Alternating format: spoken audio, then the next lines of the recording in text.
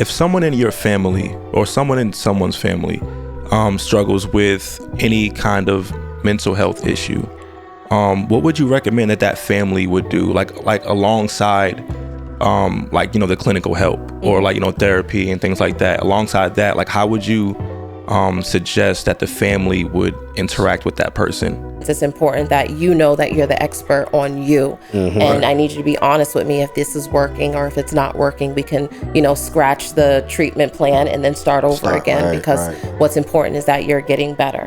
In my quest to becoming a social worker, you know, you're learning like different modalities of ways to do treatment and stuff. So there's CBT, which is cognitive behavioral therapy, and then you can do mindfulness as coping skills, meditation. And still I feel no pressure. Surrounded by dogs, giving you game, we giving you lecture. Say thank you to God, we got another day to be better. And if it get hard, just need another day with the fellas. We bout to give you that work. Say your name like it's church. We finna give you that work. Just like Serena we serve. You want the truth by your shirt. My phone get fly like bird. But we all lost boys, no search. Ladies and gentlemen, welcome to another episode of the Nun the Wizer podcast. I am here with the gang. I got to my left, well, to my right. I can't tell left or right today. El Presidente, the big dog, Mr. Big Trip in the building, holding it down.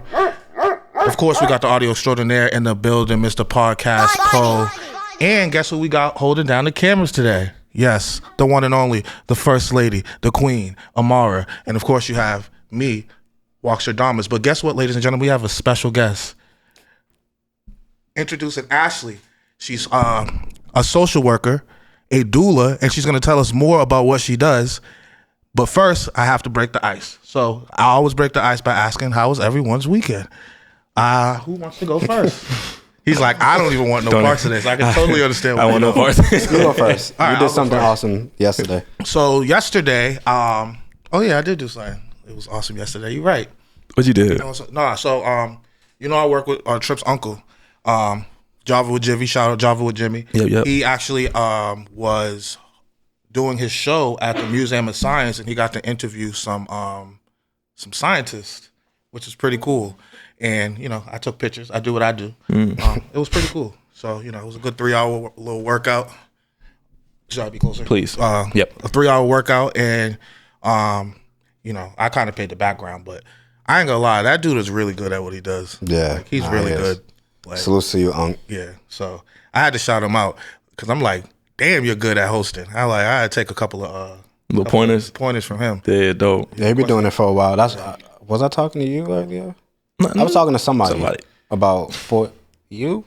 Maybe we talk about a lot. I don't know. But yeah, 4 years. It was you. It was yesterday. Yeah. See. Yeah, but he been putting in the time. The 4 years. That consistency makes me motivated. I'm like, hey, that could be us. It should be us. It will be us. Will be. Yeah, and then you know, after I got home, I had to edit those photos and then also edit the podcast. So, you know, I was keeping busy, and I downloaded a new video game, but no one cares about that for real. I do.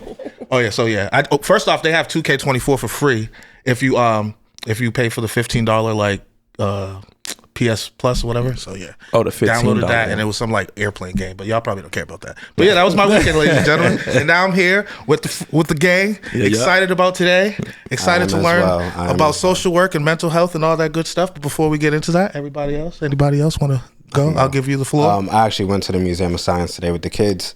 Thanks. Isn't it free like once every Sunday or something? I mean, what was $130 ended up being free. Yeah. So shout out Michelle Wu.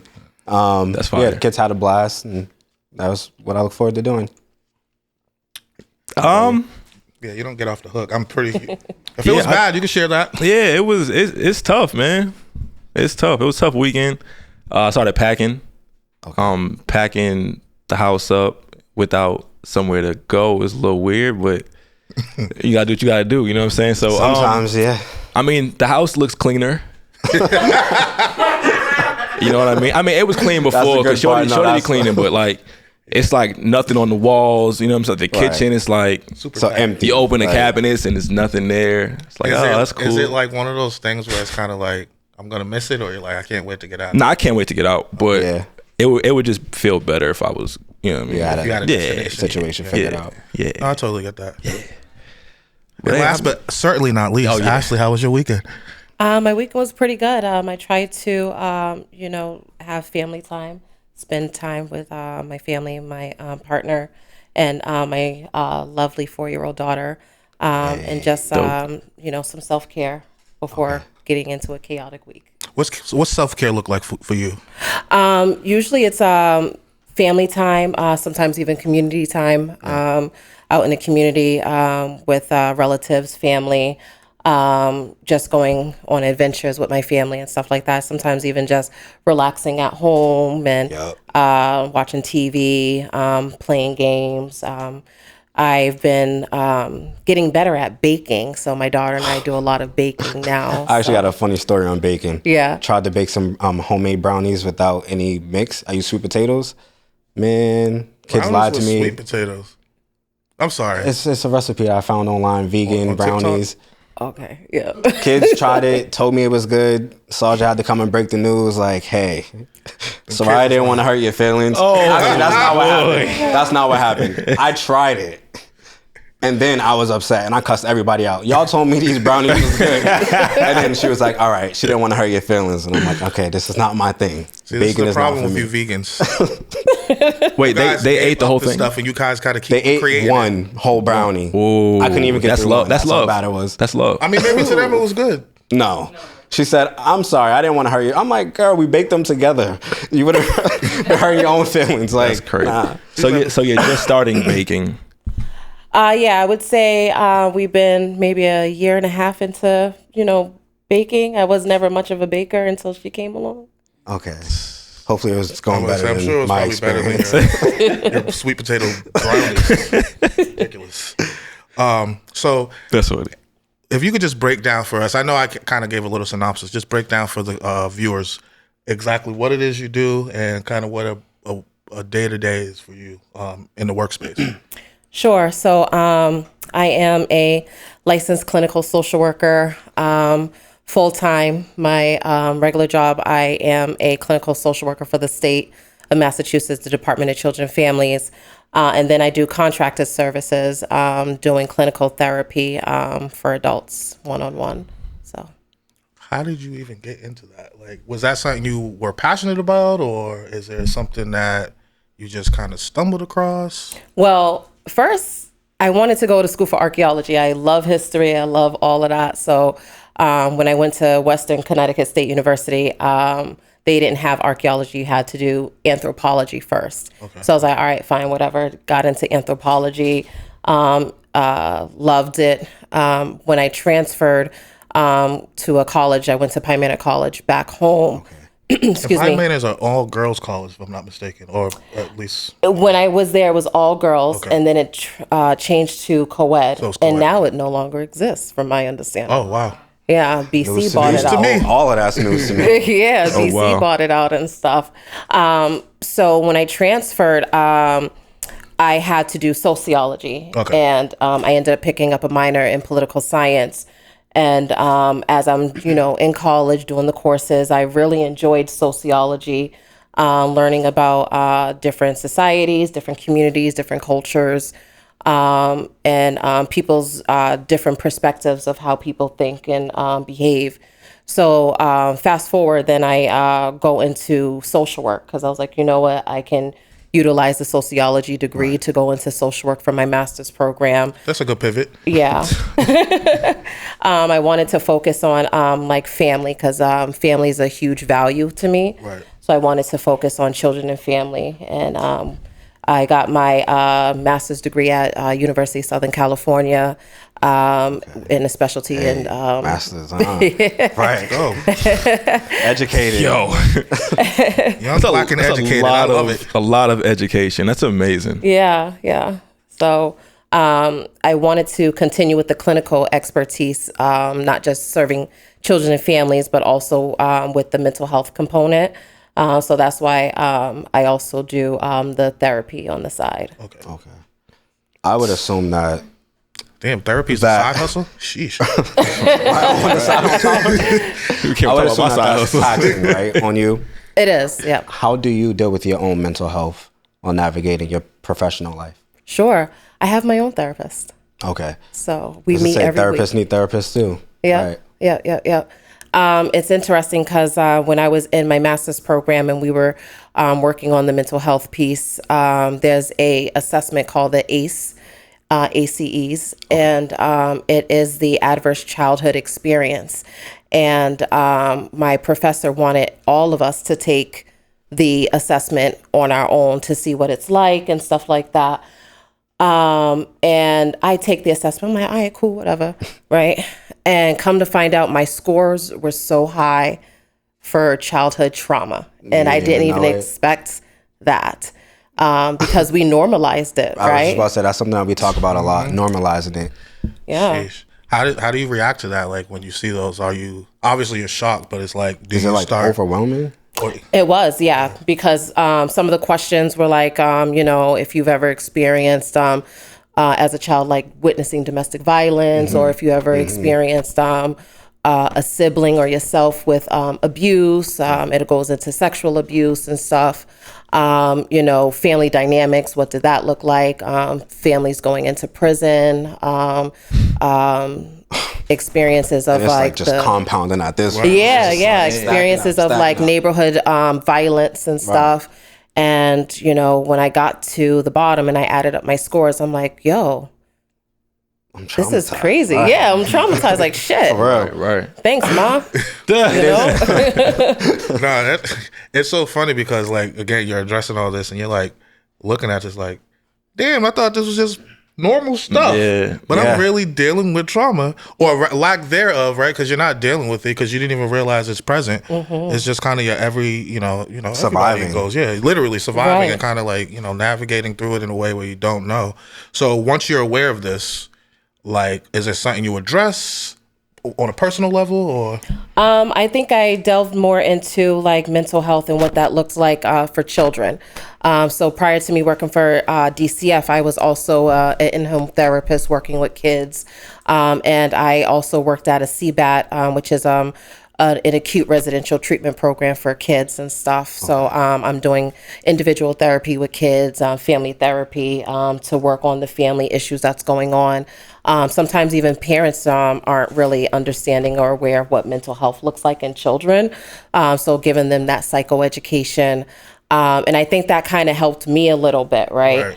But I noticed in some of my professions that I had a really hard time adjusting, or I had a really hard time with my anxiety and stuff, to the point that sometimes I was driving to work crying, right? And this is after realizing how yeah. Okay. Then I started seeing a therapist. And when we started working together, some of the interactions with my mom and I growing up and stuff kind of impacted me with... just had an episode about that, right? Right. The mother-daughter dynamic. Yeah. And don't get me wrong, I love you, Ma, and stuff, right? You did the best that you could with the tools that you had and stuff, but sometimes that there was still some negative impacts, right? And it was eventually impacting me on how I would interact with my female supervisors and stuff, like the whole micromanaging. I didn't like it. And I would use a lot of avoidant behaviors and not do the work or not go to supervision or and stuff like that. And that's how the way my therapist explained it to me, like, this is kind of how it was with your mom too, though, right? So kind of a bit of a rebellion. Right. That's interesting. So I'm assuming once you're aware of these things, that they're something that you've corrected over the time. Right. Exactly. That's wow. Have you ever had that conversation with your mom about how childhood was like for you? Yes, we have. And I think what's great is she was able to admit some of her wrongdoings and stuff. And she was very apologetic and stuff like that. Just that's dope. Shout out to moms, because that's hard. It is hard. It is hard hearing from your adult child that what you thought was best wasn't really the best, right? And she owned up to that and took accountability. And today, even as a child, I think me and her had a great relationship. I think when I finally addressed those things with her today, our relationship's phenomenal right now. Don't get me wrong, she gets on my nerves here and there, right? As they should. Yeah, as they should, and we may have our little quarrels here and there because now I'm an adult. You know, I would like to be treated as an adult. Right. I have my boundaries. I have my perspectives that are very different from yours, and values and morals that are slightly different from yours. And we have to respect that in order to move forward. Not just with my relationship with my mom, but my relationship with my daughter too. Right. Mm. We definitely just discussed that on the episode. This is validating for us. Yeah, it is. To hear you saying this, it's like they just talked about it 2 episodes ago. Okay. So, yeah. Yeah, that's a breath of fresh air. Yeah. I have a question. Sure. So you've done how many years in total of schooling? I did 4 years of undergrad, and then a year and a half for my master's program. My master's program was an accelerated program, so instead of 2 years, I finished in 18 months. Okay. Not playing. Yeah. Now, how much did that wear and tear on, like, I know like the demand, right, for to pass anxiety or whatever else, maybe feelings of just like overwhelmingness to like complete school. Like how did that affect your mental health, if at all? I was always good at school, I would say, even prior to going to college. I felt like, at least when I was in my master's program, I was, I don't want to say privileged, but I had a job that was full-time. I was still working full-time and going to school full-time, but the job was open 24 hours. So I was able to work 3 to 11, overnight shift, do my classes. Still a lot though. Yeah, it is. Absolutely. I think what was helpful is USC was the first university to have a virtual academic course before COVID, way before COVID and stuff. So there were times my boyfriend and I, we went out to Trinidad for his birthday, and I would do my online class and then log out. And we did the same thing when we went to Germany. I'm in class at 11 p.m. at night in Germany, finishing up, and then we're like, okay, let's go, you know? That's what's up. So you were a full-time student, yes, and had a full-time job. Yes. Where did you find time to sleep? I just found time to sleep, you know. Now that I think about it, I'm like, wait, hold on. Did I? Yeah. I might have missed a couple of nights. Yeah, I'm thinking about it like, wait, maybe. But no, my job was very flexible and stuff. Yeah. So if I had an 8 a.m. class, I was making sure that I was doing maybe a 5 p.m. to 10 p.m. shift or something, you know. Something that was really flexible, and they were really good with time off. So if I needed time off, I could take that. So, okay, well, that's dope. When I was growing up, my mother did school full time and worked full time. She'd drop us off to school, and then she'd go to work for the full 8 hours, get us from school, drop us off at home or to like a family member's house, and then go to school for the next however long, and then come home and do the homework and study, and then have to do it all over again tomorrow. And I was like, I don't know how. I don't think I'll be able to do it with the kid. Do that. Okay. I don't think I'll be able to do all of that with a child. Got it. So you have a daughter? Yes. So your daughter came later, after school? Yes, after. Got you. Yep. Got you. That's how old is your daughter? She's 4. She was born a month before the pandemic hit. Oh, pandemic baby. Okay. Technically, right? Yeah. So I was wondering, you said that you work at a residential program, right? I did, yes. Oh, okay, you did. What would you say were some of the things that was my fault? Sorry. You good. Yeah. Like some of the most frequent problems that the children had from the experience of trauma. Sure. So the CBAT program, it was an acute residential program. You're only supposed to be there from 7 to 15 days the most, and then you discharge back into the community, back home. But you don't meet like hospital level of care, like a psychiatric hospital. Right. And these kids were maybe ages from 5 to 17 years old. And a lot of them came in with a lot of behavioral issues. And if you're not really aware of what mental health looks like for children, they're going to act out what's going on. Right. You know, they're going to either urinate, or defecate and stuff, even if they are potty trained. Some of them may even lash out aggressively. You may see a lot of temper tantrums that last maybe, instead of 5 to 10 minutes, maybe hours at a time.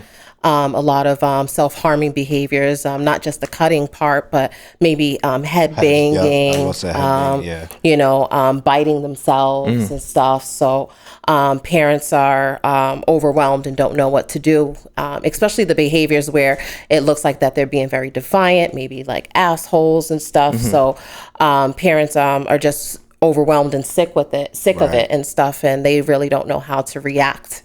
So the family therapy piece was really, really a huge component for parents to have a better understanding before we were able to discharge the kids out back home. So what is the correlation? Because they're brought there under behavioral understanding, and then you're supposed to kind of convert that and understand what the mental aspect of that is. What are those usual suspects that you kind of identify, whether it be like a schizophrenia or a bipolar disease? Like what are those children usually fall under, or is it something that is actually something mental that is actually a diagnosis? Yes. So clinical therapists, what we use is the DSM-5, and that's DSM-5. Yes, it's a huge book where we're able to follow through with testing and diagnostics of disorders and symptoms. And for example, ADHD is on there. So we'll follow through with what those symptoms look like: depression, anxiety, generalized anxiety disorder, schizophrenia is in there. A lot of different type of diagnoses are in there and stuff. So we will follow through with that. Sometimes some symptoms do seem similar or look the same. I remember vividly, and I'm a huge advocate for people who look like us when it comes to mental health, because and we're together with psychiatrists who prescribe medication, right? And there was this little boy who was 6 years old, and in his chart, it talked about how he was sexually abused by his brother and his father. So he has a lot of significant trauma.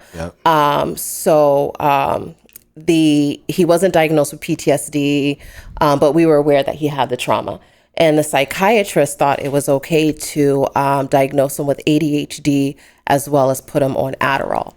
And during our morning sessions, before we start seeing the clients, I asked, like, where are we getting the ADHD diagnosis from? Oh, he has a hard time paying attention. He's jumping all over the place when I'm seeing him. He can't hold a conversation. And I was like, I think that's interesting, because when I do play therapy with him, he's able to interact with me. He's also able to stay focused, and he's able to talk through his trauma.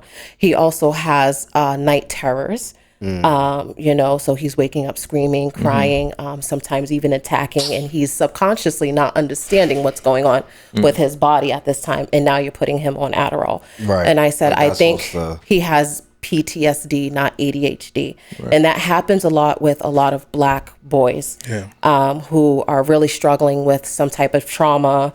And like I said, sometimes the behaviors and the symptoms look similar. Right. So then we're giving wrong diagnoses if we're not on the same page. You know, a lot too. Exactly. Yeah.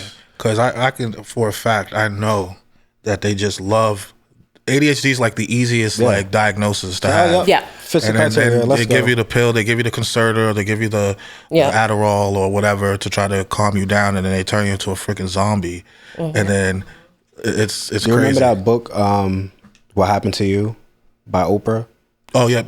Remember I sent that to you? They talk a lot about this. That's everything that you're saying, from the misdiagnosis to it really being trauma and not a mental health disorder. Yeah. I just think it's crazy and it's unfortunate. It's interesting because it's like when you're misdiagnosed and you're navigating through this misdiagnosis for so long, and you're like like at what point are you? Because you're treating something that you're like, no, this is what it is, and you're treating for it. You're never getting better, right? And then you may never get better because no one's actually concerned about what an actual diagnosis is. They're just concerned that you've been diagnosed. So now you're addressing this diagnosis, and then you're kind of like not even identifying any more of the problems that could be away from the initial diagnosis. Exactly. So does that happen a lot? I would imagine that you're probably a little bit more focused when you're diagnosing and intentional. But is it a lot of that happening? Do you see that a lot of that happening in your field, from your perspective? Yes, I would say I see it quite often. I'll give you an example. I work with adults now. When I do individual therapy, I have a client who came in. She is diagnosed with generalized anxiety disorder, but come to find out, and she expressed this to me, she didn't want to disclose that she has a history of a diagnosis of borderline personality disorder. And a lot of the personality disorders are really difficult to work with. So a lot of therapists are very hands-off once they hear that you have a personality disorder. They're like, oh no, I can't work with you. Right. This is a lot. This is too much. So it even messes up our treatment plan. So every therapist provides their client a treatment plan. These are the goals that we're going to work on in therapy. We're going to see how well we're doing and revisit it and stuff. So in her treatment plan, we're working on coping mechanisms for anxiety. But in all actuality, we should be working on attachment issues that she's struggling with because of the personality disorder. Right. You know, so she said, I was really scared to disclose this because I don't want you to close me out. And that's unfortunate, and that's very unethical. And I said, I'm sorry that happened to you, because that shouldn't, if that's not your expertise, that's just not your expertise. But you should be able to refer the client to someone who is very aware or specializes in personality disorders. So we've been working on it. I'm not a specialist in personality disorders, so I'm just going off of my clinical judgment, what ways I can work with her. And You seem to be doing better than whoever else. you know, so sometimes in therapy it can be trial and error and stuff, you know. So I always tell the clients it's important that you know that you're the expert on you. And I need you to be honest with me if this is working or if it's not working. We can, you know, scratch the treatment plan and then start over again, because what's important is that you're getting better. If someone in your family or someone in someone's family struggles with any kind of mental health issue, what would you recommend that family would do, like alongside like, you know, the clinical help or like, you know, therapy and things like that? Alongside that, like, how would you suggest that the family would interact with that person? Like support? Yeah, support. Yeah. Jinx. Like you're saying in my personal family, or generally speaking, like, let's just say in my family, if someone in my family had a mental health crisis or something that they were dealing with, how would I support them? Basically asking for a friend. I see. Okay. Yeah. So I think it depends on, sure. I think it depends on a few things, right? What is it that's going on with them? What does the crisis look like? Are they have thoughts of suicide? Do they have self-harming behaviors? Do they have homicidal ideation, which is you want to hurt people, you want to kill people? Yeah. Let's say it's that one. Let's just say it's that one. Okay, the homicidal ideation? Yeah. Sure. So it's not funny. It's I would want to delve more into it. Is it just a thought that because thoughts are just thoughts, right? It doesn't mean we have to react on them. Doesn't mean that we have to pursue them. What if you express the thought several times? In my clinical judgment, it's if they express a thought, okay, what does that look like? Do you have a plan? What is your plan? You know, do you have a weapon? Do you have any weapons in the home?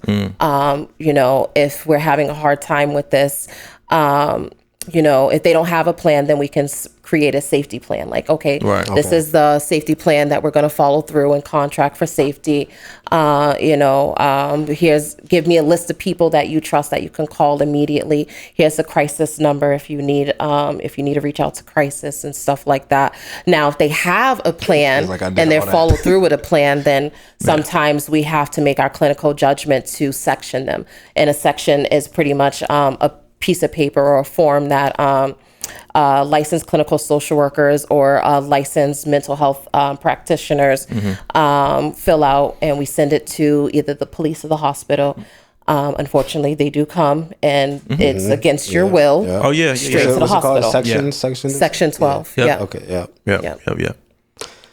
So I have a question. Sure. How, if at all, important is like diet in mental health? I like that. I would say it's very important.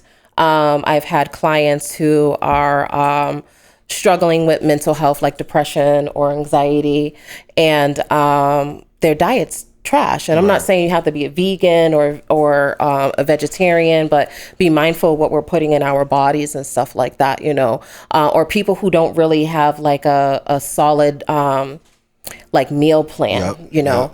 3 times, it's like once here and there. Yeah, once here and there. No wonder why you're irritated. Lays, you're hungry. Talkies. All right, guys. Right. I feel attacked. Relax. 4 for 4s. No, because I just know McDonald's. like, and this is like outside of the mental space. Like I know, like when I go to the doctor, like it's something that's probably the least spoken thing when we're talking about diagnosis. Is like this pill will help you, or that pill will help you, or maybe this medication will help you. And I just feel like we're very medication forward in America. Yes.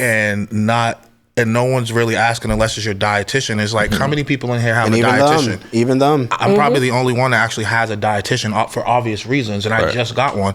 But it's like you can't even trust them these days. And even then, it's just like on an agenda. So I just Yeah. wonder, like how much of that is like, especially when it comes to children, where it's like they're on chicken nugget and pizza diets, and they're like just you know what I mean, and they're not really eating healthy. If that plays, how much of a major role that plays in mental health? Yeah, I definitely think it does play a huge role in mental health. And I'm a big when I had my daughter, I started getting into herbalism a little bit more and stuff like that. I'm not on this holistic plan or anything. So, but I started learning more about how I can treat certain things with plants and herbs and stuff. So for anxiety, if I'm having a really hard time with my anxieties, what teas can I put together and mix up and stuff like that to help me calm down?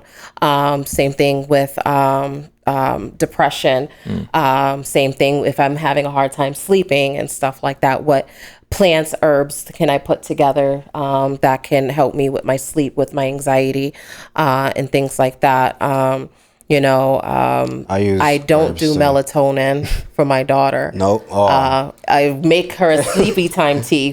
Out of curiosity, what is your reasoning? Spray, the bath, body wash. Like, come on, you guys are overdoing it now. What is your reasoning for not doing the melatonin? Just out of curiosity, and I'll give you my response to why I asked this question in a moment. Yeah, I'm just not big on melatonin. You know, I never had it before. I never gave it to my daughter or anything like that. But, you know, they say melatonin is good for you, and our bodies already make its own melatonin. But instead of me using melatonin, why can't I just use a lavender? The mixture that I make for her is the lavender, chamomile, catnip, and lemon balm. And Catnip? Yes. Interesting. Okay. Yes, catnip. The reason why I asked that question is because my nephew my cousin would give him like 2 melatonin pretty much like every night. Or 1 or 2, I don't know. But anyway, he's been dealing with, he's actually at CBAT. He's dealing with that right now. So, he was basically, they were saying that he's having the side effects of whatever the side effects of melatonin are, irritability, hyperactivity, and all those things. So that's why I asked, was it an intentional thing, or it was just like, I don't think she should have that. So it's interesting because I didn't know there was actual side effects, or at least those type of I mean, obviously most medications have side effects, but those type of side effects, especially when you're giving it to a child, and it's like, oh, snap. I did my research and I was like, nah. Yeah, no bueno. I can't. I'm just... My choice isn't any better. But, what do you do? Herbs. Herbs. Yeah. Wait. Oh, you mean for you? For yourself? Yeah, no, for me. In my head, I'm like, bro, we They're like, what the fuck is going on? No, for me. I was gonna say, turn the camera on. We got something to talk about. They got no problems going to sleep. I was so literally confused. no problem. No, me. Did you see how puzzled I was? I'm like, what kind of herb? I'm like, yo, you know I'm already. like, teas? I was confused. I struggle to go to sleep, and I was trying to figure out like. I'm glad we're all on the same page. Yeah, I was like, he said, you know. I'm like, why isn't he picking up? Like, nah, because I was about to move this out the way. Like, so what you telling me you do the coding? No, that's crazy. So also you're a doula. First off, if you can explain to people who don't know what a doula is, myself kind of included, I have the the premise of what a doula is, but what is a doula exactly? Sure. So I'm a certified postpartum doula. So what I do is I work with, and my goal is to work with strictly just Black, Brown, and Indigenous women and their families. And my goal is to work with families after mom just gives birth provide them with some support services. There is a postpartum depression assessment, and that's only given to us once after we have the baby. And you can have postpartum for 2 years, after 2 years, right?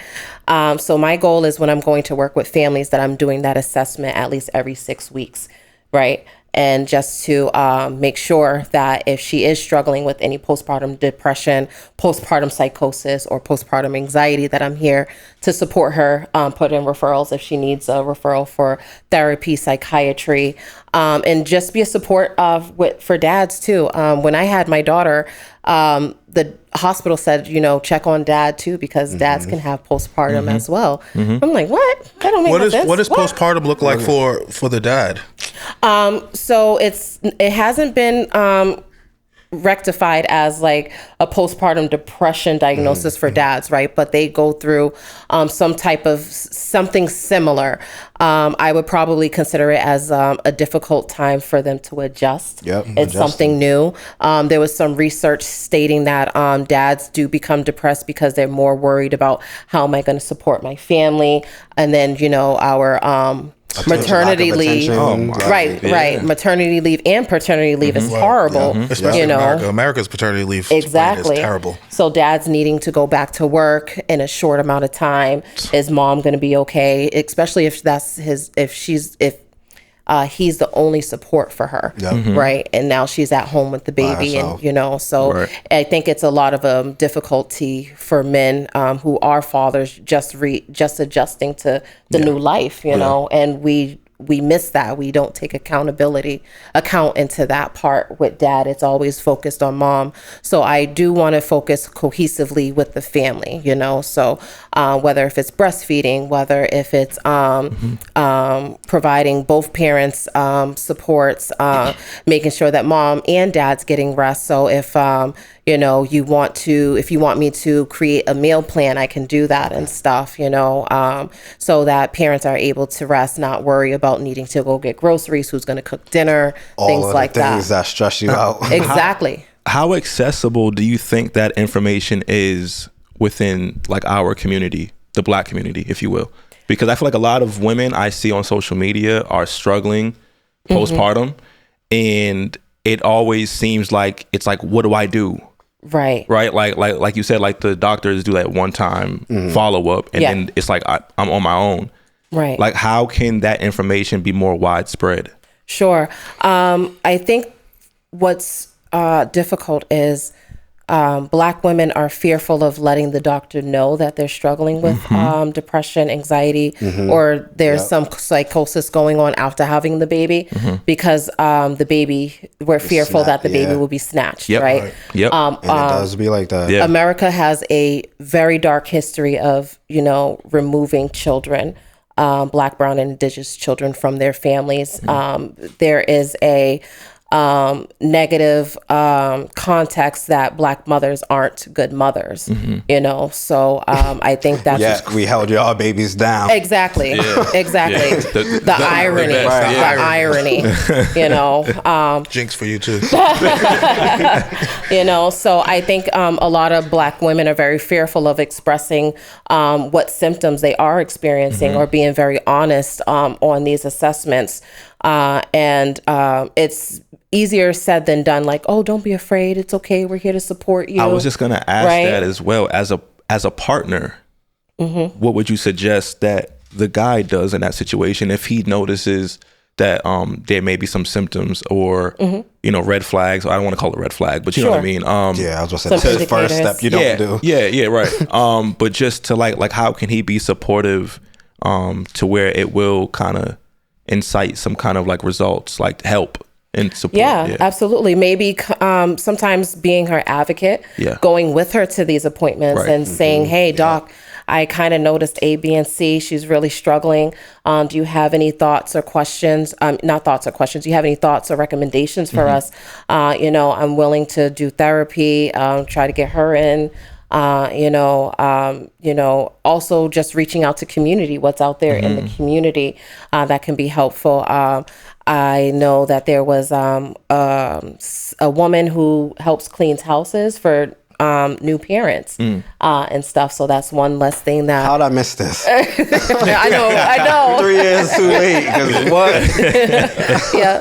So she's there to help clean houses for new parents, do the laundry, walk. If you have dogs, walk the dog and stuff. That's such a specialty niche that I never even processed. That could be a thing. So that's cool. Is that like hey dog, let me holler at you right quick? Like, I think that she kind of, or is that like in front of, because I would have the conversation with her first, like, hey, okay, like, hey babe, I noticed that I noticed A, B, and C and stuff like that, and I just want to check in with you. How are you feeling? How are you doing? The next appointment, is it okay if I come with you? Because I really want to, address some of these things so that you can get the support and the help that you need. Sometimes we need our partners to be advocates for us. Absolutely. Yeah. I think there does have to be a healthy dynamic as far as communication, though. Yeah. Because oftentimes that's not a thing. And I think it's important to have self-awareness as well. Yes. Where you could, express, I'm feeling off today. Yeah. This is... It's also important for the guys to not cast judgment. Is a lot of times we create a not so safe environment for women to be able to, again, openly express. It's just like with the doctor. Obviously, we're not snatching the kids away, but we could make it feel like that sometimes. So absolutely. I think that's important. Yeah. Or even allowing a friend to come in and advocate. Sometimes I haven't done it, but I have reached out people who... women who have had babies and they may struggle with some type of mental health, and they may be fearful going into the doctors to talk about that. I said, hey, if you want me to come with you, I'm more than happy to come with you to your appointment, and we can, sit down with the doctors and, discuss those things. Is huge. Right. Yeah. Community care is very important for us. So speaking of community, I'm going to, what do you think is the best way to build community? Because, I think there's a lot of kind of, separation where people are kind of just, hey, I'm by myself. Like, what would be the best way that you would think to build community? Because I'm sure this is happening to more people than it's not. And I'm sure that the radius of people that it's happening to is not as wide as we think. Sure. Yeah, I think with community and building community, it's out there, right? It's just a matter of finding it and what help you need, or what help you're willing to give and stuff too. They're out there, and I think sometimes we're very fearful because we don't know what that's going to look like, or what that feels like, or who's going to be there, who's not going to be there. Before COVID hit, I was going to, I had my daughter in Charlton Memorial Hospital down in Fall River, and they had like this mommy cafe thing. And I was like, okay, cool, I'll go. I'm a new mom and I'll meet other moms. Then COVID hit. And then I became really big on Clubhouse. And there was a room on Clubhouse called Indigenous Motherhood. So I was like, okay, what's this about? So I hopped in, and it was for women all over the country, and even in certain other countries and stuff, that were really struggling with motherhood, or COVID shut down, so people are home with kids, they don't know what to do, so it was even though it was virtual, or it wasn't in person, it was still really good to go into those groups every Wednesdays, talk about what's going on and stuff like that, what trouble I'm having, and the support and feedback that I can get from other moms. And dads were in there too. They were just in there, so yeah. But I think that was good that they were in there because, they're able to listen and learn, okay, this is what she's experiencing. It sounds similar to, my partner's experience and stuff like that. And I think sometimes I can kind of be guilty of like not taking my partner so serious when she has been expressing things, and then I hear from somebody else's perspective, and I'm like, oh, so this is exactly what she was talking about. Like now GERD. I get it. Yeah. Like her GERD. Yes, exactly. Because it's real. And then you tell me, nah, for real, it feels like, and I'm like, oh man, I gotta go home and say sorry. I'm definitely guilty of that. Like, I have 3 kids. So I feel like I didn't show up a lot in the ways that I should have. Right. You know what I'm saying? Because ignorance and just not knowing. And I think that after each child, I learned a lot more. So by the last one, I was like, hey, we got this. Yeah, you know what I'm saying? And I remember you. Yeah, for sure. So I think it's definitely. Go ahead. You got a question? It's for you, so I'll let you finish. So I just finished reading the book. Shout out Trip for letting me hold that book down, called "Stop Doing That Shit." Right. So that's the name of the book. Gary Bishop. Great book. So one of the things is like you kind of fall back into, like, you know, you change. Hey, I'm going to the gym. You go for 2-3 weeks, and then you kind of like go back into your original self. How do you make sure, in the case of, you know, supporting your spouse or whomever, that you don't fall back to that self where it's like you are not as attentive or undermining or those things? I usually will say, hey, I like reminders. I'm okay with you nagging, like not nagging, but just reminding me, hey, we talked about this. It seems like maybe you're taking the back seat again, or you're starting to kind of, I'm cool with that. I know some people don't like it, but like for me, it's like I can't read your mind, and sometimes naturally speaking, I'm gonna go really hard in the beginning and then kind of fade off in the end. And once I'm doing that, just let me know, pick it up. You know what I'm saying? Because like I don't know, sometimes I'm just tired. I'm like, oh snap, my fault. I'm back. You know what I mean? But I think just having that communication, an open line of communication, I think for sure. I agree. I have a question. Yeah. How can mental health services be more inclusive to how can mental health services be made more inclusive and accessible? Yeah. Mental health is very political. And what I mean by that is just like physical health, right? Yeah. It's not always easy for people to get what they need. And that's really unfortunate. But I think there's ways that clinicians, therapists, psychologists, everyone who's in the mental health field, especially who look like us, are trying to make it easily accessible. I try to share as much as I can on Facebook, spread the word, save a life kind of thing. And, it's usually a list of Black mental health specialists and stuff, I trying to make it. It's been kind of hard, though, finding Black. Especially for men. Yeah. Especially for men. How important do you think it is, as yourself, as a Black clinician, for people who are actually in need of these services to have where a Black person is in the offering the service versus just it being provided in general? Yeah, I think it's very important. One, because of the culture, right? Okay. We're coming from hopefully we're coming from the same place, same space, right. A better understanding, right? Someone who is also understanding that there are systemic issues that are in place that does not allow us to be successful. Or even for us to thrive and stuff, right? So I always tell people when you are looking for a therapist, you can always ask like, hey, I want a Black therapist, I want a male therapist, I want a female therapist. You can always do those things and stuff. I want a Hispanic therapist, someone who's Afro-Latino, and so you can find those things, and you can request and ask those things and stuff like that. I think those are really important, that we're able to find people who are not just accessible for us, but people who also get us because they came from the same communities as us. Is there a resource out there that doesn't like prolong the process? Because from my experience, again, looking for a Black mental health, doctor or whatever, it's prolonged the process tremendously. So yeah, absolutely. Unfortunately, no. And I'll try to share more when I do get more information and stuff like that. But sometimes it can be like finding a needle in a haystack, right? Yeah.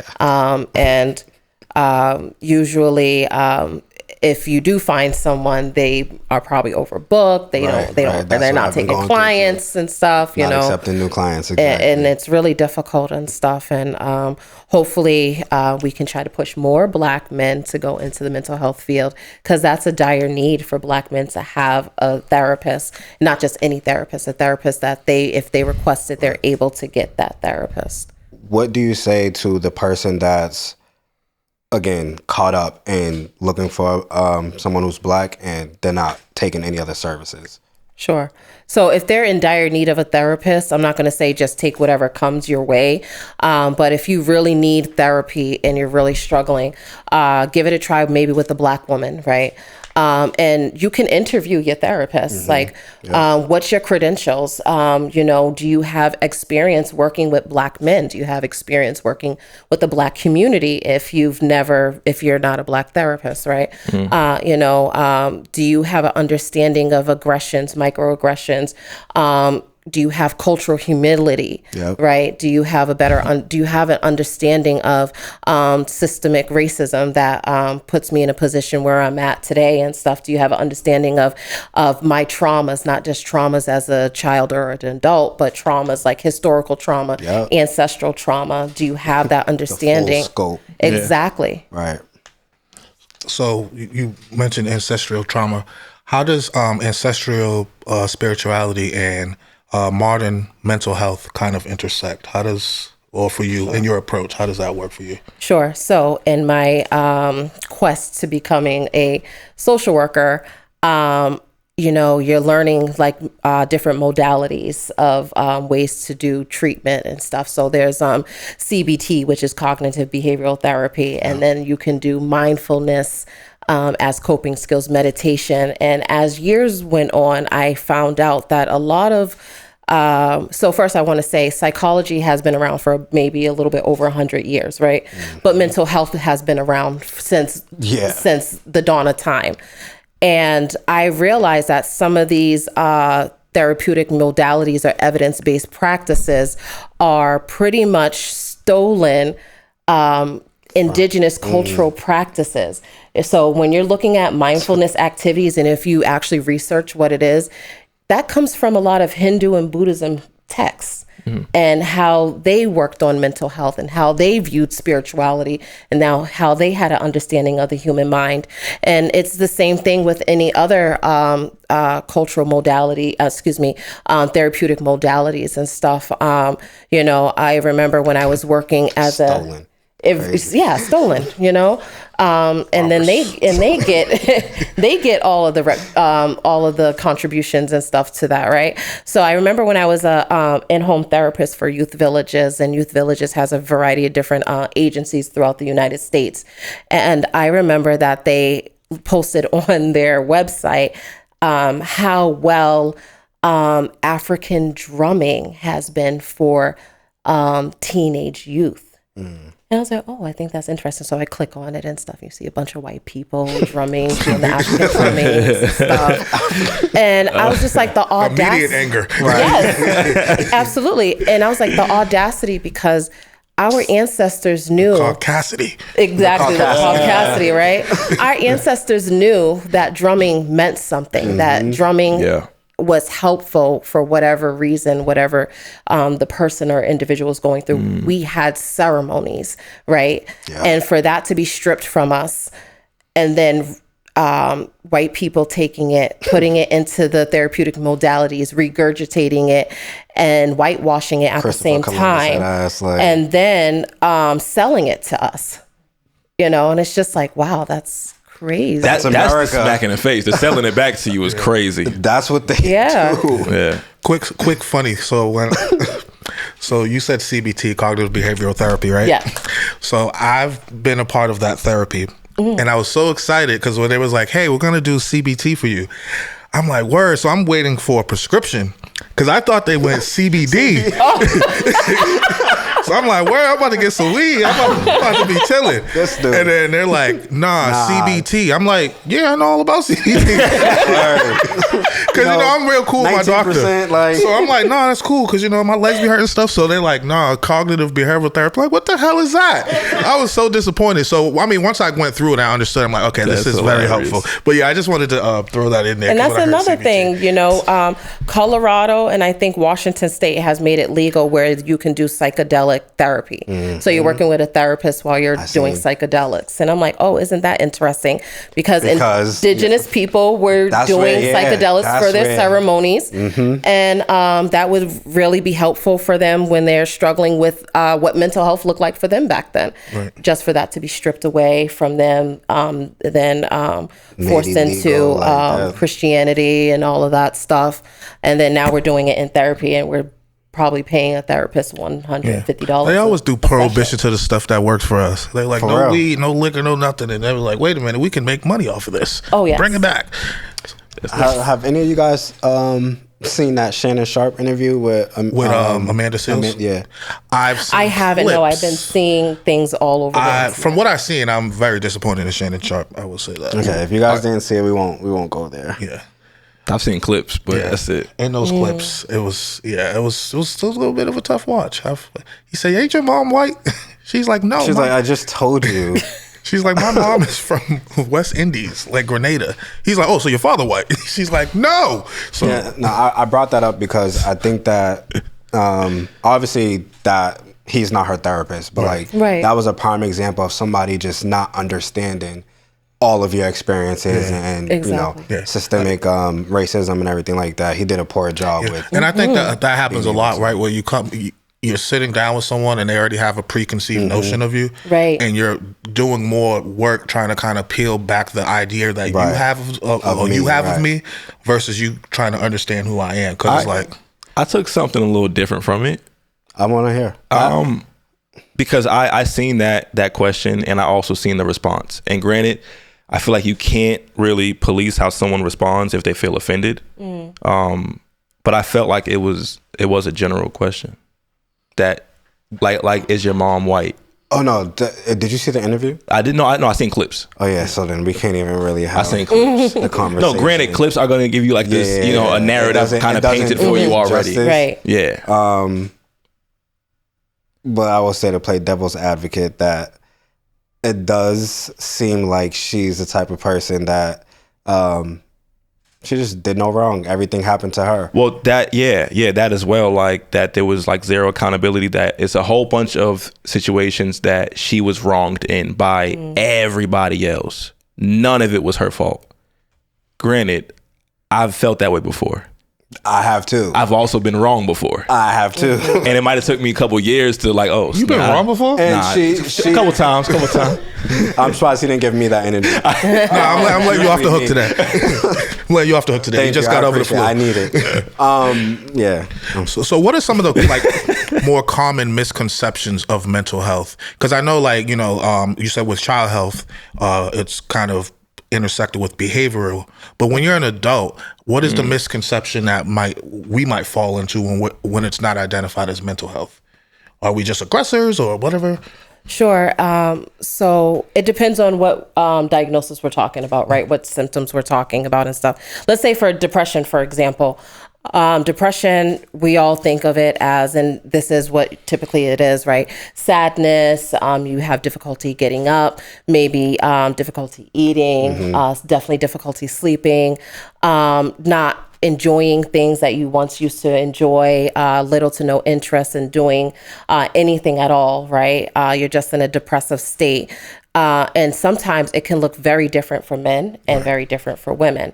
Sometimes with men, depression can look like aggression, frustration, easily irritable, sometimes even to the point of promiscuity, right? So men who may have a lot of sex partners, they are seeking for that happiness high, and that's pretty much like the dopamine that we receive when we receive pleasure and stuff like that. So when you're depressed, you don't have dopamine. Not saying you don't have dopamine, it's very low, very low, right? So we're constant. So a man might be constantly seeking subconsciously, because he doesn't know, he's just acting on behaviors and stuff like that, not really aware. He may have a lot of sex partners, but no connections to those people and stuff like that. So he gets this quick happy high, the dopamine, and then it goes away, right?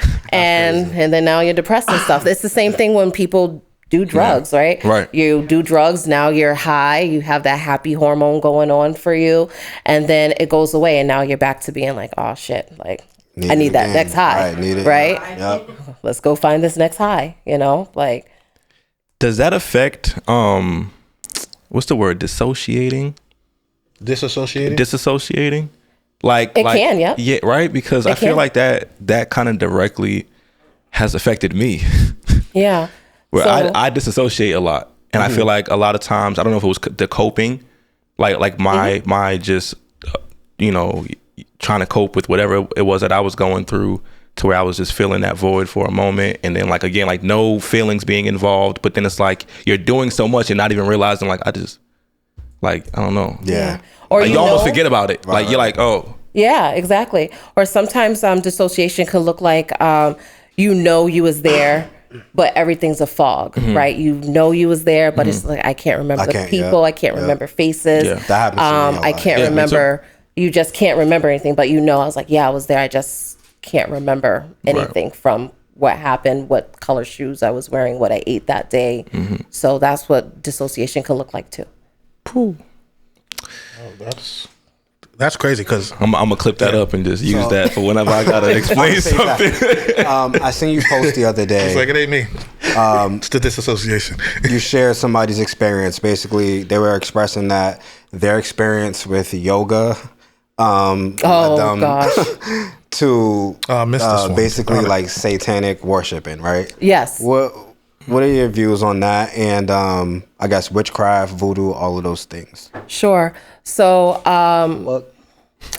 I don't really. No, they're not. So with that part, and I'll just, if no one's seen that post, I was reposting this woman who was practicing yoga, and she was considered a yogi, which is actually like an actual teacher. This is a teacher who can teach yoga and stuff. First of all, her huge mistake was living in a yoga home or sanctuary in France. That's not where yoga originated in the first place. So I don't even know why you're there, you know, and thought that you can just become a yogi. This takes years of practice, sometimes even with kids from childhood up until adult before you even can be considered a yogi, you know. These are spiritual teachings. So she talked about how she was a yogi and she used to practice and teach. And one day she got an awakening and it was very demonic. So she ran back to Christianity, said yoga's just demonic, blah, blah, blah. And I'm like, well, first of all, your first issue was that you was in France. I don't even know why you was in there. But second of all, like, yoga is part of Hinduism and a little bit of Buddhism and stuff. Yeah, and you know your you stuff. didn't even read any of the texts of ancient texts and stuff like that. It's more it's not just about cute positions and flexibility. It's about getting your mind right, getting your mind set. You know, there's mantras that, and you use this in therapy too, positive affirmations to change the negative experiences or the negative thought process that you have with positive ones, right? And that's what, I don't know anything about Hinduism like that, or Buddhism, but, you know, just based off of what I do know, a lot of people go into these like new age spiritual things that and not have any understanding or any respect for ancient practices. Yeah. You know, it's like instead of starting as a student, you want to start as a student, then 2 weeks later, now you're considered a yogi instructor and you became certified. And it's like the guru stage. Exactly. That's what I think the problem is. Exactly. Right? You know, and any religion and any spiritual practice, I believe there's good and bad. There's right and wrong, right? You know, and there's always in between too, right? You know, not everyone is a saint and not everyone is a sinner, you know? So I think with the new age spirituality, it's really messing people up, and it's also becoming detrimental to how other people view other people. So if you're saying yoga is demonic, now you're thinking people in India are demonic because that's what they do on a daily basis. You know, if you think you know, meditation is demonic, now you're talking about people who meditate, who do Buddhism, who practice Buddhism, Taoism, and stuff like that. It becomes detrimental to other people and how we perceive other people too. All right, so it kind of creates a xenophobia in a way. Yep. Yeah. Literally. It does. Yeah. Literally. It does. I never even thought about it from that space. I'm perplexed. No, that's Do you have any views as far as like on witchcraft specifically? It's been a hot topic these days. I'm still trying to personally understand what the heck witchcraft is.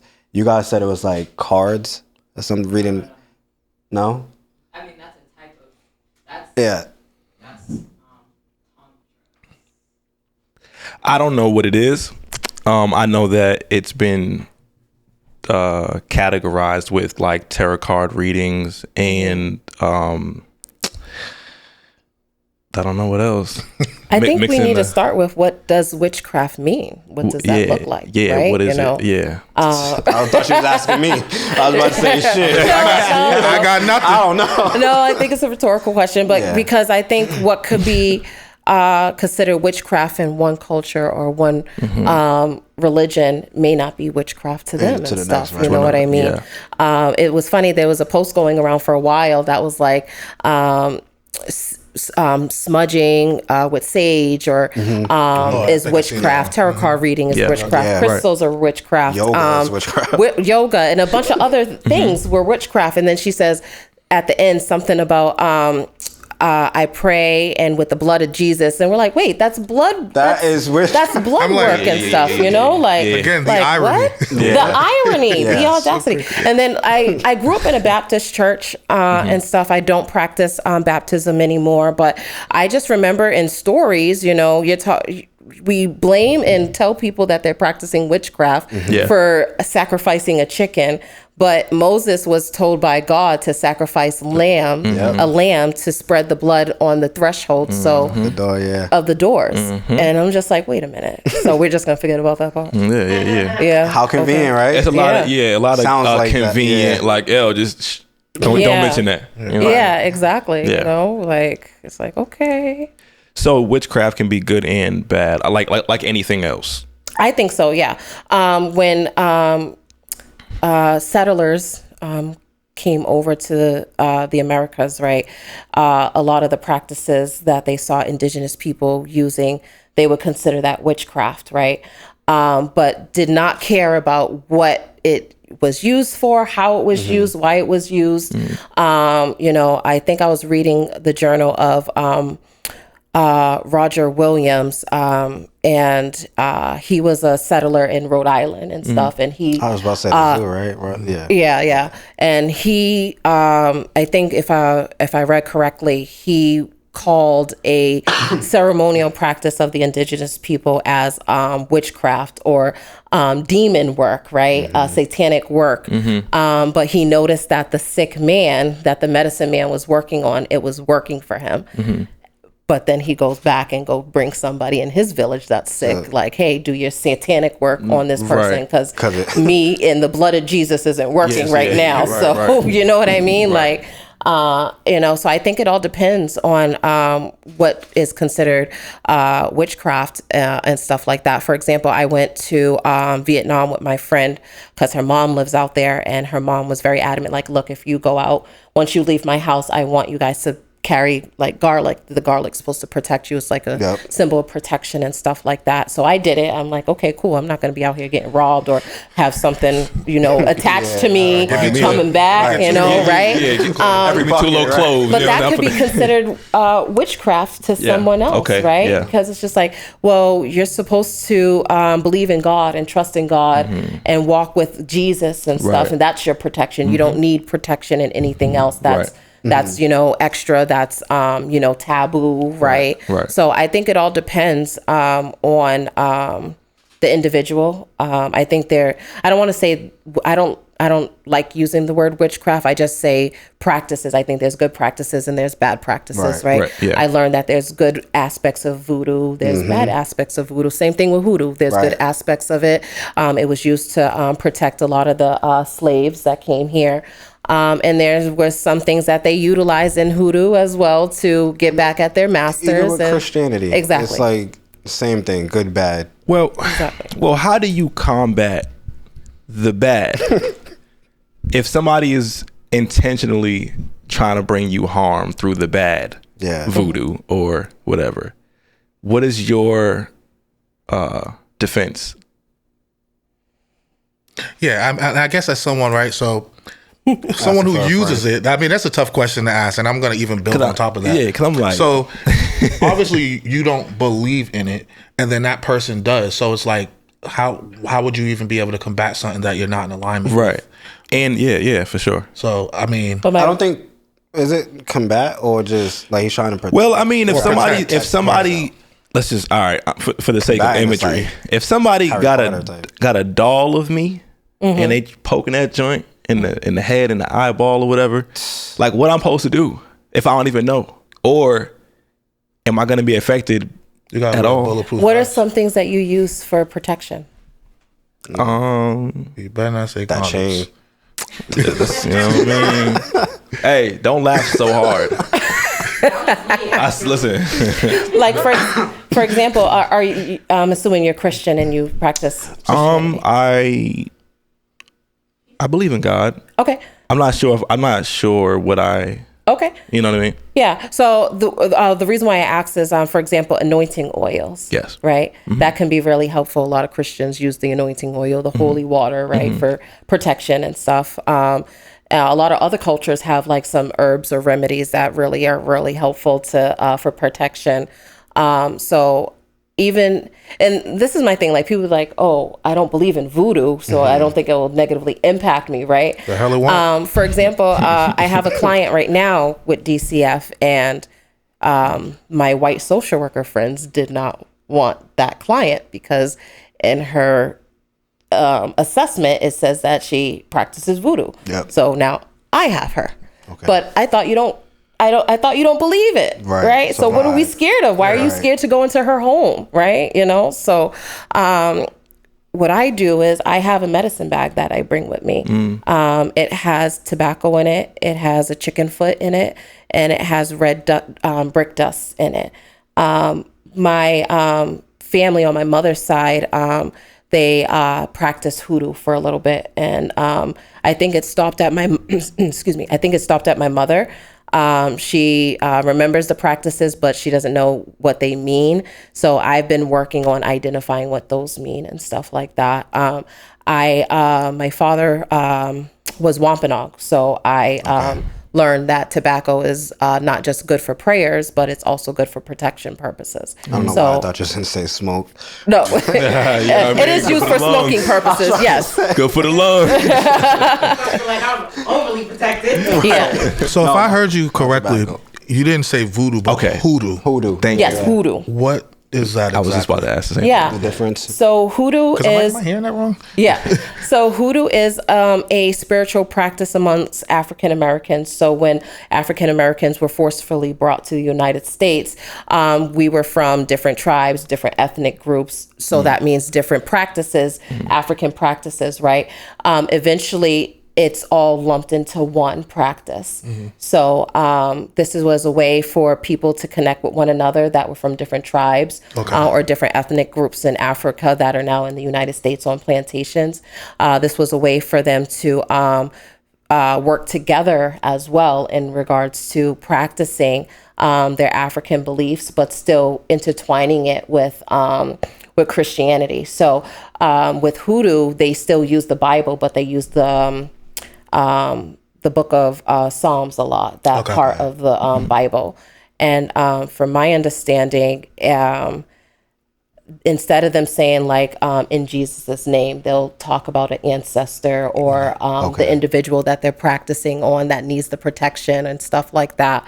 So and they utilized a lot of herbs. So if you ever hear of a conjure woman or a conjure man, a root worker, these are people who are considered like the medicine, kind of like a medicine man, medicine woman, a shaman and stuff that you go to in the community, get what you need and stuff like that. So learn something new. How often do you see that the spirituality part merging with mental health in like a negative way, where it's used more so as a weapon than it is actually to be healing or to be helpful, but it's more like a cursing Like hexing. Yeah.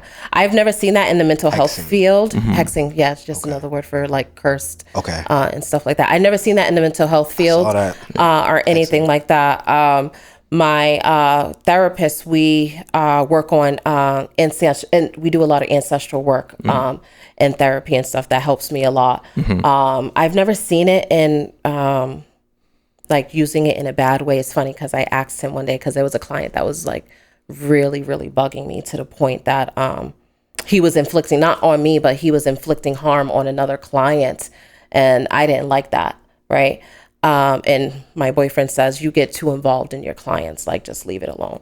And I didn't know if it was a bad thought or if I had a negative spirit talking into my ear. So I talked to my therapist about it, and I said I was like really this close of putting that person's name in a jar and putting graveyard dirt in the jar. And my therapist was just like, I mean, if you want to do that, just be aware that there's also consequences in the spiritual realm if you do that. Before you go any further, what would that do? That was my question. I mean, I have an idea, but let's just clarify. What exactly would that?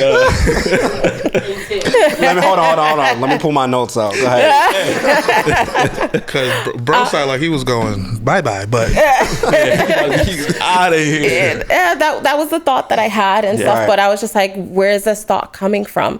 And my boyfriend, as well as my therapist, said like the client that you're working with, you might be really too connected to her, too invested in her, to the point that, her ex-boyfriend is causing her harm, and you're willing to stop that because, that honestly, all her problems will be solved if we stop that, but he explained to me, whatever you do in the physical realm, just be understand that it comes back in the spiritual realm for you as well, or for your daughter and stuff. So I had to really sit down and think of it. And I was just like, was that a bad thought, or what do you think? And, he was just like, a thought's a thought, Exactly what I was going to ask. And you did the right thing by going to your therapist and your man to talk about it. Right. And towards the end of the session, I was like, so you're telling me not to do that? Is that what we're saying? He was just like, you know what? She called him like, you know that dirt away. Throw the dirt away. I'm just trying to be sure, And just for clarification, graveyard dirt has to be from a graveyard. An actual graveyard, yes. Okay, I got you. Yeah. And I don't like going to don't get any ideas. And I don't even like going to graveyards, but that's how dire it was, right? But like, if you how much dirt are we talking? Like, all right. I'm playing. Do not answer that question. So I'm under the assumption that you are an empath. That you probably... Yes, okay. I am, yeah. How often do you have to be or acknowledge the fact that you may be too connected, or you're getting too much energy from your clients, and how do you kind of remove yourself from that without necessarily needing your therapist? Yeah. How often do I notice that? I would say I noticed it quite a lot actually, because I talked to my boyfriend about it, about a lot of my clients and stuff. And without my therapist, I do, try to work on certain things to, first of all, you're a therapist or you're a social worker first, Ashley, right? Yeah. You're not, these people are not your friends. These aren't people you hang out with. You're here to do your sole duty of making sure that they get the services that they need to be successful or stabilized and stuff, right? So that's first. I always put my profession first. And stuff, and that kind of helps with the relationship. Right. I have to focus on a work relationship with these clients and stuff. And you also have to understand, Ashley, you're not a miracle worker. You're not someone's fairy godmother. So I always have to keep those things in mind and stuff. In the morning, what I do try to do now is I burn sage to just meditate and clear my mind, and try to make any type of prayers. I'll pray to my ancestors on the altar and, discuss with them what my day would look like, continue guiding me to do the right things, and make sure that I'm protected when I leave this house, and when I come back to this house that nothing that is harmful is attached to me and stuff, right? I haven't been consistent with it, but that's something that I'm working on too. Now, you mentioned ulcer. Did you have a question? Yeah. Go ahead. Where would one get real good sage from? Pow, baby. Okay. So for you guys buying it at Dollar Tree and Amazon. I don't trust Amazon and all of that stuff, man. I don't trust it. I don't trust it. I don't trust it because I don't know how it was harvested, right? Exactly. Sage is already an endangered species because it's becoming over harvest, right?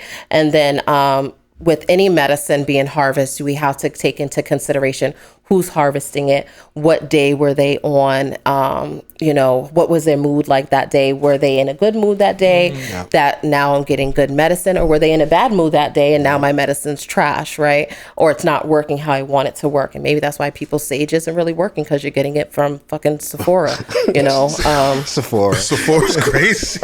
Yeah, they had like this witch kit for Sephora. It was sage, crystals, and crystals too? Yeah, crystals. Yeah. That's crazy. It was a huge issue. Is that how they marketed it? Like a witch kit? Yeah. Yeah, they did. Yeah. Yeah, I'm not absolutely. shocked. I'm really not shocked. I'm not shocked. As a therapist, this has been in my mind for a minute.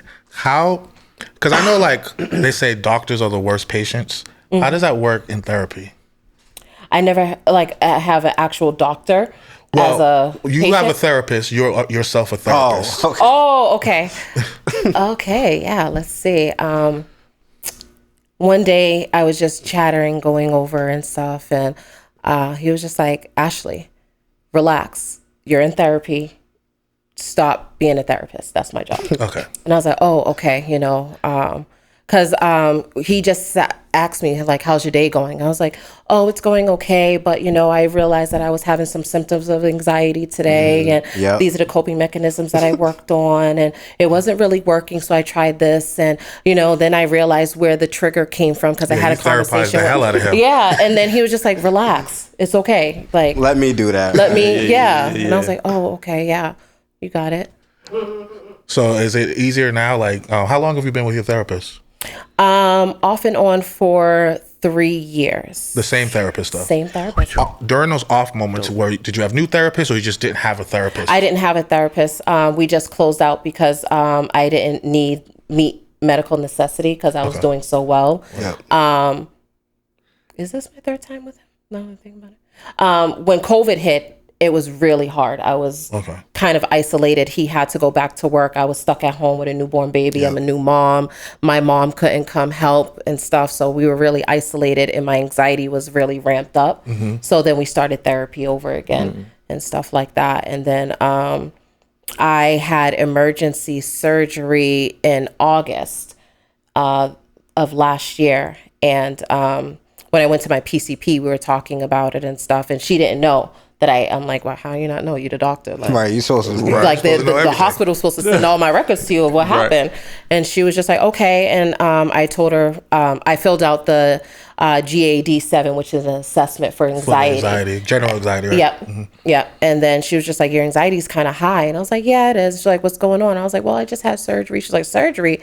And then, we're discussing it. She was like, I think we need to talk to a therapist, because I don't think you're over the emotional trauma you experienced with the emergency surgery. And I was like, okay, sure, whatever. She's like, I can put a referral. And I was like, nah, I got a guy, so. Right. So I got this, Yeah, so now we started back up in January. Oh, awesome. So this is kind of fresh. Nice. Yeah.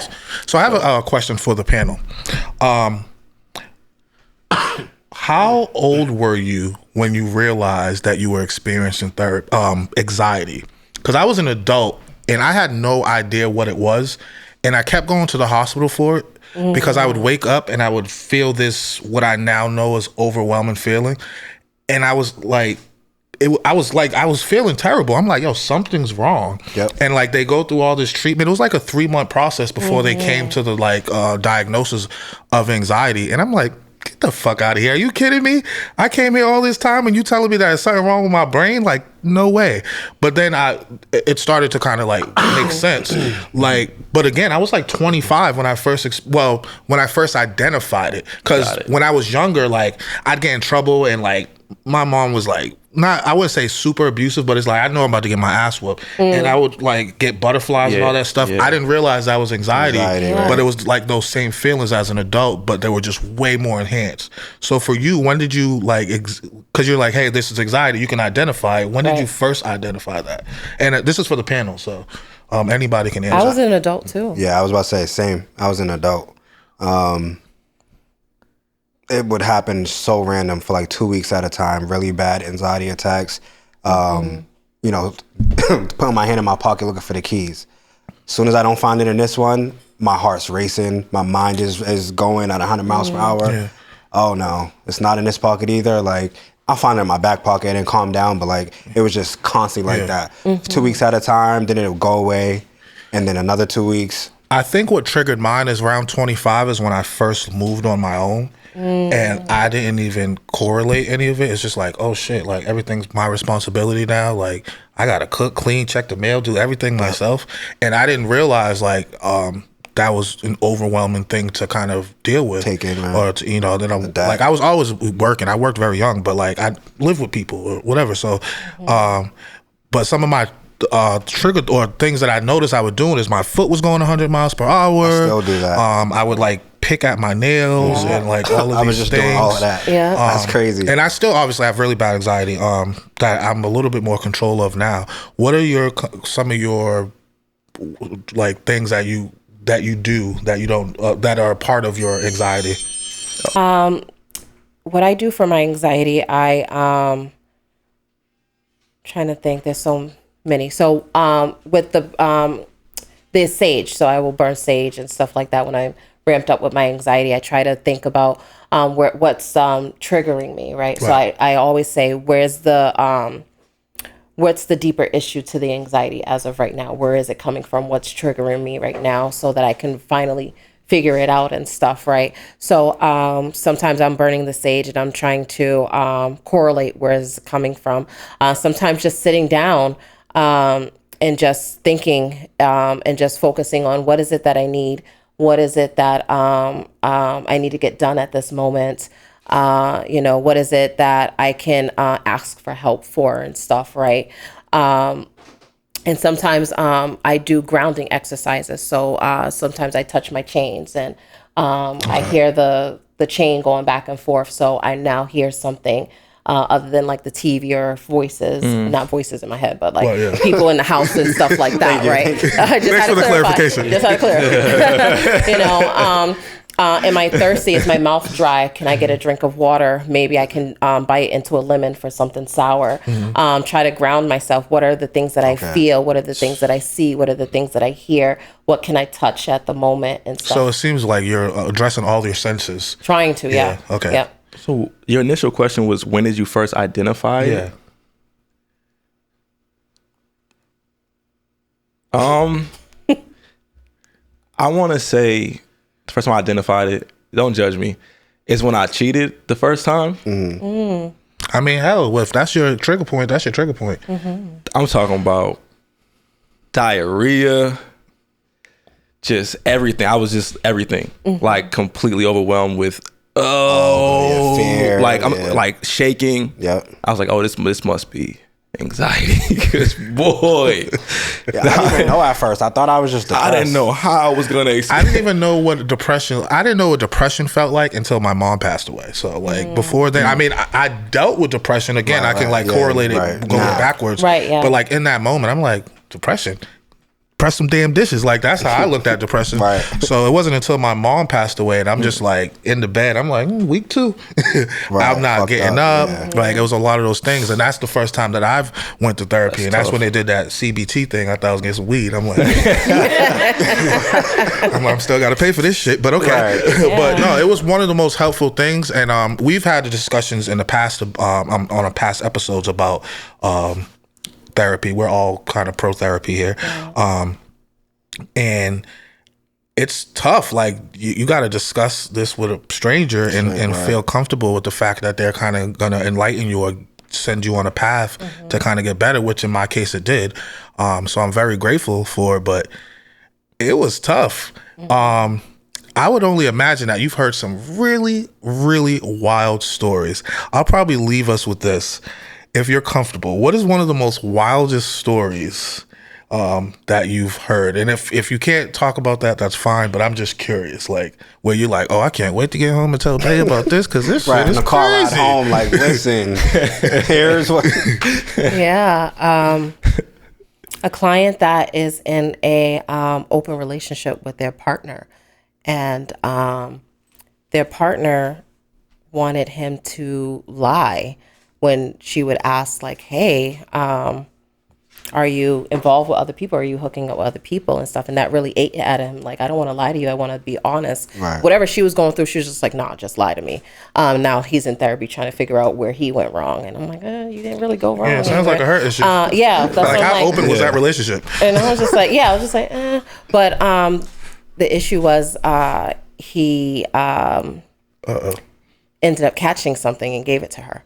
And that's when she realized, like, you were hooking up. Right. But that was the plan. The plan, though, right? You know. So I'm like, oh, I can't wait to tell the tea to babe when I get home and stuff. Like, this is crazy. I wonder if protection was a part of the plan, though.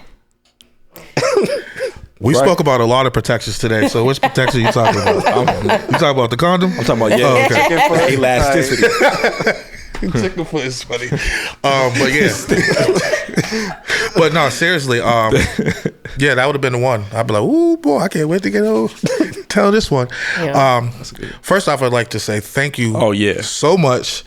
I've learned a hell of a lot being on this episode. Yeah, let's give her some snaps. Thank you. That was I'm looking forward to this interview. Thank you. Obviously, a while now. So much. I appreciate you guys. So, ladies and gentlemen, that is another episode, a really dope-ass episode of Nun the Wizer podcast. Again, let me give you another introduction to my guys. To my right, because I know my right from my left now. That's it. El Presidente, big trip in the building. Show that man some love. Hit some buttons for that man. On my left, we got Podcast Poe, the audio extraordinaire. You can't see her today, but you have the first lady in the building on the camera. And we also have Sheiks in the building taking pictures. You might hear her snapping. But last but certainly not least, again, we have Ashley. Thank you so much for being here. And please plug yourself in. Tell them what you're doing, where we could reach you at. Give all the socials and everything to our viewership, please. Yeah, so on Facebook, it's Ashley Shalea, ASHLEY, I'm on Instagram as Weetamoo, which is at WEET. Weeta. I'm sorry. I'm like, wait, hold up. WEETAMOO_XO. Okay, guys. Thank you so much. So with that being said, ladies, make sure that you comment, like, ladies, gentlemen, we like y'all too. Everybody. You're all welcome. Please comment, like, subscribe, follow us on Instagram and TikTok and Facebook, and make sure you come to our YouTube channel for the visuals. We are on all the directories for our podcast audio. Thank you so much for joining us. That is another episode of Nun the Wizer, and we are OUT out of here. Nun the Wizer.